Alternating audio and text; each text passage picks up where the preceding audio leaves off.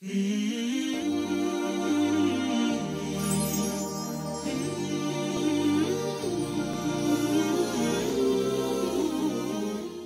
نام خداوند بخشنده و مهربان و بعد السلام علیکم دوستان عزیز و گرامی. دوستان عزیز، ماه رمضان ماهی 30 روز تربیت نفس است. مکتبی 30 روزه اخلاقی و ایمانی است. مکتبی 30 روزه پاکسازی نفس است. انسان در این 30 روز می باید نفس خود را بازنگری کند، خود را خودبهادهی کند و خود را اصلاح نماید.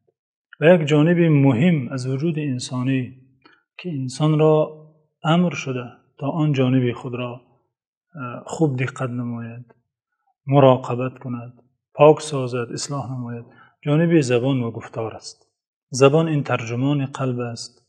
زبان این بیانگر انسان است. زبان این معرفی کننده شخصیت انسان است. زبان می تواند انسان را اگر پاک شود به زینه های بلند سعادت رساند. آنگونه که می تواند اگر پاک نگردد انسان را به اسفل السافلین، زینه های پست شقاوت برده رساند. پس می توان گفت زبان هم گنج بی پایان و هم درد بی درمان است. از بس که این عضو کوچک، در شکل البته کوچک و در اهمیت بسا بزرگ، اگر مراقبت نشود، نظارت نشود، پاکسازی نشود، انسان را به زینه های پست خسارت و ندامت و حسرت می برد. امر شده که شخص مسلمان زبان خود را پاکیزه نماید، همواره آن را همچون پاسبان مراقبت نماید، نظارت کند و نگذارد از زبانش چیزی بده بیرون شود، خاصتا وقتا که روزه‌دار است، علل خصوص وقتا که در ماه رمضان قرار دارد.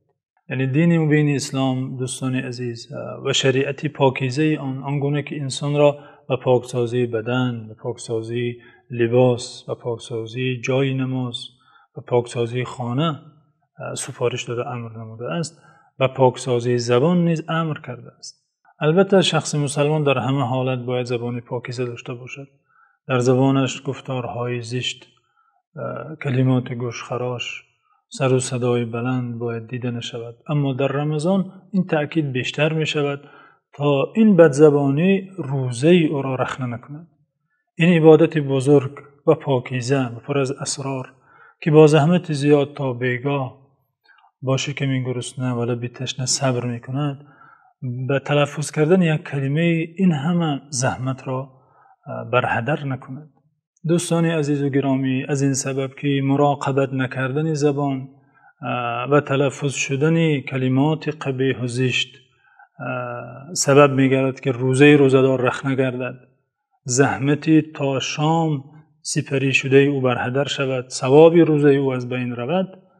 فرستاده خدا درود و پیام خداوند بر ایشان باد در حدیث مبارک فرمودند: اذا كان صوم يوم احدكم فلا يرفث ولا يسخط وان سابه احد او شاتمه فليقل اني صائم. حدیث را امام بخاری و دیگر امامان روایت میکنند.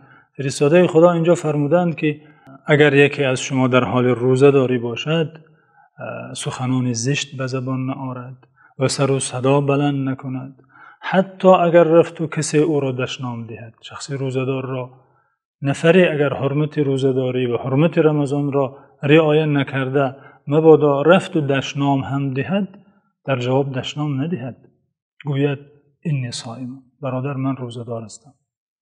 هم خودش را و هم او را یادرس کند که این ماه احترام است، ماه پاکزبانی است، ماه گذشت است، ماه تحمل است، ماه صبر است.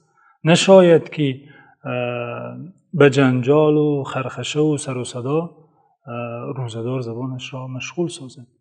بنابراین دوستان عزیز، روزه حقیقی و روزه‌ای که امید است در آن ثوابی باشد و امید است که ثوابی سعادت و سربلندی روزه‌دار گردد، همان روزه است که با دور بودن بطن روزه‌دار از طعام و آب، زبان او نیز از گفتار بد، از کلمات زشت، از سخنان بیهوده دور باشد، پاک باشد.